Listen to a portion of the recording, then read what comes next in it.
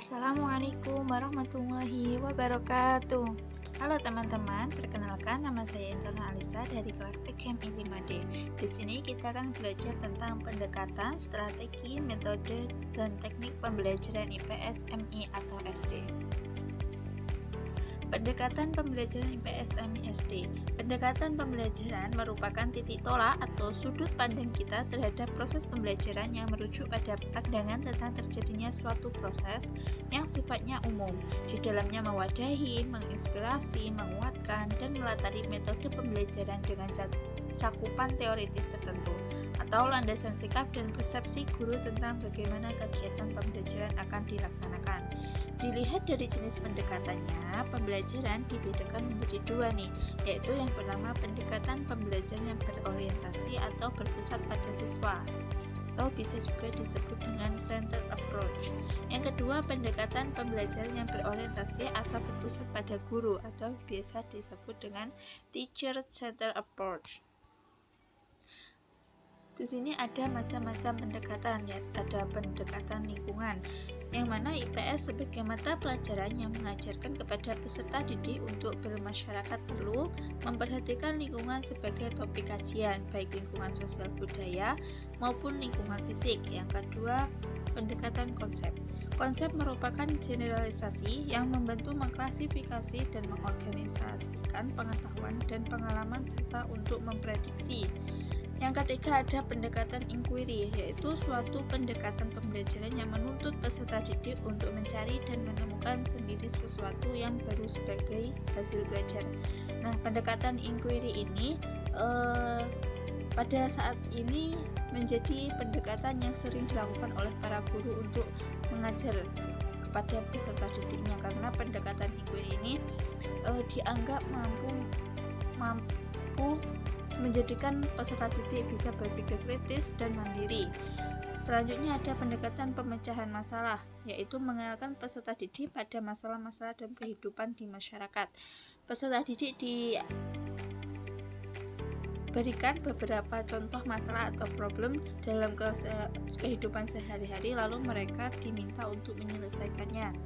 Selanjutnya ada pendekatan quantum teaching. Pendekatan quantum teaching merupakan ramuan atau rakitan dari berbagai teori atau pandangan psikologi kognitif dan program neurologi atau neurolinguistik yang jauh sebelumnya sudah ada. Selanjutnya, strategi pembelajaran. Strategi pembelajaran merupakan serangkaian cara yang dilakukan oleh seorang guru agar pembelajaran menjadi mudah diterima peserta didik dengan upaya mencapai tujuan pembelajaran.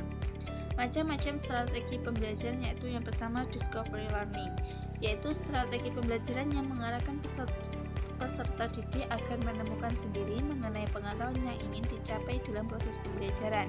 Yang kedua yaitu inquiry learning, yaitu rangkaian aktivitas pembelajaran yang menekankan pada proses berpikir kritis dan analitis dalam mencari dan menemukan sendiri mengenai jawaban atau permasalahan yang dipertanyakan. Yang ketiga yaitu problem based learning, yaitu strategi atau cara pembelajaran yang digunakan dengan mengenalkan atau menyajikan masalah atau kasus kepada peserta didik yang mempunyai kaitan dengan materi yang akan dipelajari. Yang terakhir yaitu project based learning, yaitu strategi pendekatan pembelajaran yang dibangun atas pembelajaran dan tugas nyata yang memberikan tantangan untuk peserta didik yang berkaitan dengan kehidupan sehari-hari guna dipecahkan secara berkelompok. Selanjutnya kita belajar tentang metode pembelajaran. Metode pembelajaran IPS MI SD adalah cara menyampaikan materi yang dilakukan pendidik atau guru dalam proses belajar mengajar untuk mencapai tujuan pembelajaran IPS di MI atau SD. Macam-macamnya yaitu yang pertama metode ceramah, yang kedua diskusi kelompok, yang ketiga penugasan, yang keempat yaitu tanya jawab, yang kelima demonstrasi, keenam simulasi, yang ketujuh discovery learning inquiry, yang kedelapan metode bermain peran, yang kesembilan metode sosial drama, dan yang terakhir metode karya wisata. Macam-macam teknik pembelajaran, yaitu yang pertama teknik pembelajaran untuk mengaktifkan kelompok, yang kedua teknik umpan balik, yang ketiga teknik pembinaan keakraban, yang keempat teknik curah pendapat, yang kelima teknik perumusan tujuan, yang keenam teknik mengaktifkan individu. Nah, itu tadi adalah strategi, metode, dan metode dalam pembelajaran IPS 1 MISD. Cukup sekian dari saya. Wassalamualaikum warahmatullahi wabarakatuh.